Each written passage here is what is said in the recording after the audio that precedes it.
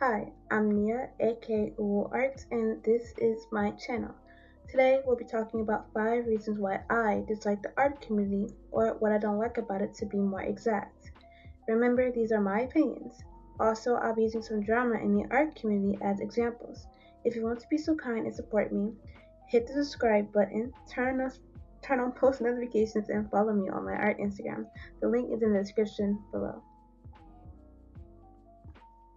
Now, let's get into the 5 reasons why I dislike the art community. Number 1. Art theft. Personally, I never experienced art theft and hopefully I never will, but I feel like I've heard enough stories to know how serious it could become. So, me being a small creator, how will I ever know if my art is being stolen? Usually, when these art thieves are caught is when they steal bigger creators' artworks. So instead, they'll steal from smaller artists so they won't get caught, which honestly sucks. So I hope no artist, big or small, have to deal with this, but it's really ridiculous. So it's pretty sad to know that someone is trying to benefit and gain off of your hard work. Like, just imagine you posted your 15-hour-long drawing and all of a sudden you find it on someone else's page, without credit, and claiming it's theirs. Or, that famous quote, if you know the artist, tag them in the comment section below on every single post. Number 2, fixing art. What is fixing art, you may ask? It's when someone takes the time out of their day and critiques your artwork by drawing over it or redrawing it and basically saying, I fixed your art. There are so many things wrong with this. First, you didn't get the artist's permission to give criticism. Second, nothing is wrong with their artwork. It's their style. If it was meant to have a big eye and big feet, and this is shown consistently throughout their artwork on purpose, then there's nothing wrong.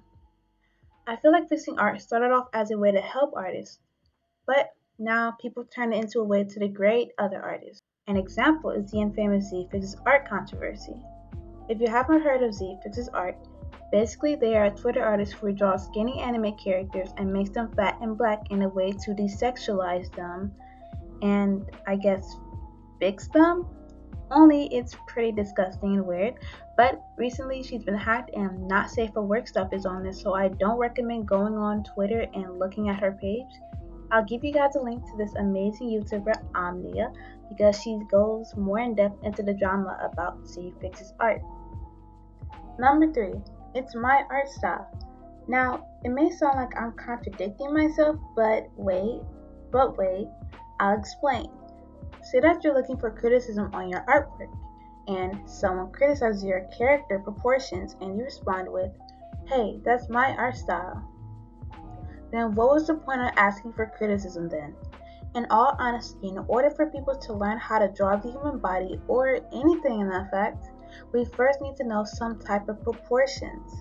Now, I understand if someone is steady critiquing your artwork when the same proportions or features is consistently, hint the word consistently, is shown throughout your artwork.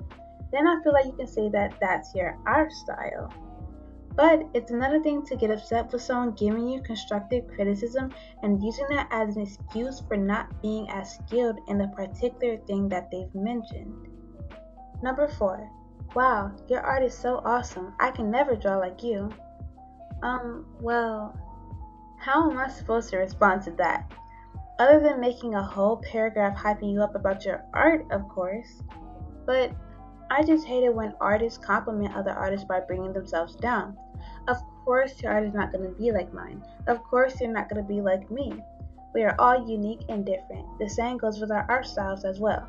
I've even done this before and had this type of mindset when I've idolized bigger creators' artworks, and I will compliment them this way.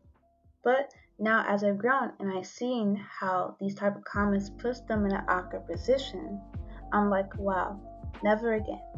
It's all about self-love and not comparing your art to someone else's. The final and last reason, number 5, color palette theft and art style theft. These are not real, and I'm going to explain why. Say if I made a drawing that's all orange and you do the same. Now, what if I accused you of stealing the color from my artwork? Do you see how dumb that sounds? No one owns the color orange, no one owns the color blue. No one owns all the colors in the universe. That's why color palette theft isn't real. Now, art style theft is even more dumber, but to me, a little more complex. We all are inspired by big creators' art styles, and we want to incorporate at least something they've done in their art style into our art style. Because guess what? We are all inspired. Please keep that word in mind. For me, I was inspired by the Instagram artist Nicktoons, and I really loved how she outlined her artwork very thick. So I incorporated that into my art style.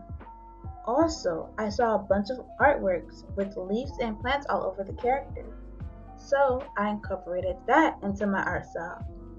We are all inspired by each other, and it's a never ending cycle. That's why art style theft isn't real in my opinion. If you made it this far, thank you so much. This was inspired by Omnia's video of top 5 worst things about the art community, so why not check that out? The speed paint is obviously not done, so I'm going to let that play out. And once again, if you want to support me, like and subscribe and follow me on Instagram. Links in the description below.